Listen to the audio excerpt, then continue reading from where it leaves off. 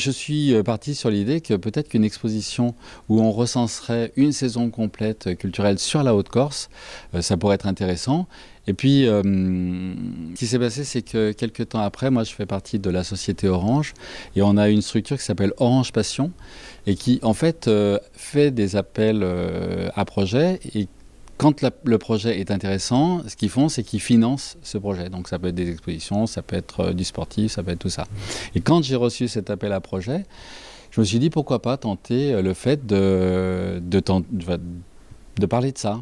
Donc du coup, j'ai préparé le projet, je l'ai envoyé, donc ça c'était fin avril 2016.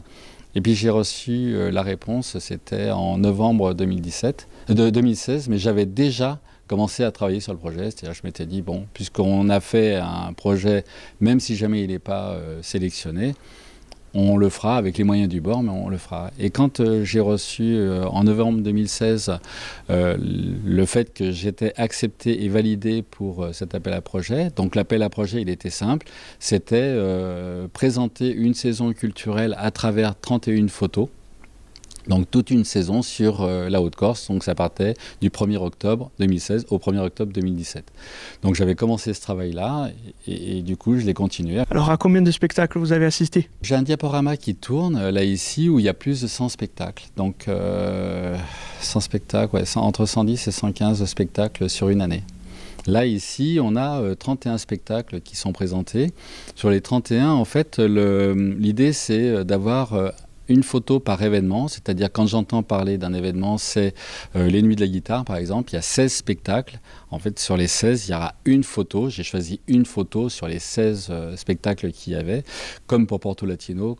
En fait, c'est plus pour parler tout à la fois de l'artiste, bien évidemment, mais aussi et essentiellement des structures et des événements qui organisent ce genre de spectacle. Parce que sans les organisateurs de ces spectacles, il n'y aurait pas de spectacle. Donc sur une saison, ça en représente un certain nombre. Alors ce n'est pas que de l'exposition, il y a aussi de la mise en valeur de la diversité de l'art en Corse. Tout à fait, bien évidemment. Parce qu'en Corse, on peut avoir aussi bien de la polyphonie, chose que tout le monde a en tête, mais la diversité culturelle, elle est impressionnante. Quand on regarde toutes les photos, on s'aperçoit qu'on peut avoir de l'électro, on peut avoir du théâtre, on peut avoir du classique, on peut avoir bien évidemment de la polyphonie. C'est très très divers. Et il faut aller au spectacle. Alors dommage, il y a des spectacles où il y a très peu de monde, parce que les structures ne savent pas forcément mettre en valeur ce qu'ils produisent, et ça c'est dommage, mais en fait il y a pléthore d'offres, donc non, c'est passionnant. Et pour les amateurs de spectacle, c'est un plaisir.